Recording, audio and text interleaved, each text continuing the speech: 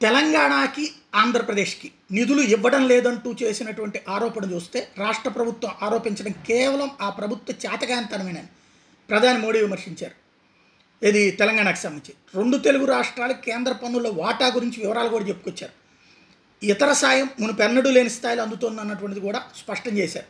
2014 నుంచి 14 మధ్యకాలంలో ఉమ్మడి ఆంధ్రప్రదేశ్కి పన్నుల్లో 1,32,284 కోట్లు వస్తాయి. అంటే అప్పుడు ఎవరు కాంగ్రెస్ ప్రభుత్వం టైంలో 2014-24 మధ్యకాలంలో ఉట్టి 5 ఏళ్ళ ఈ 10 ఏళ్లలో తెలంగాణకి 1,52,288 కోట్లు, ఆంధ్రప్రదేశ్కి 2,94,602 కోట్లు వాటా దక్కింది.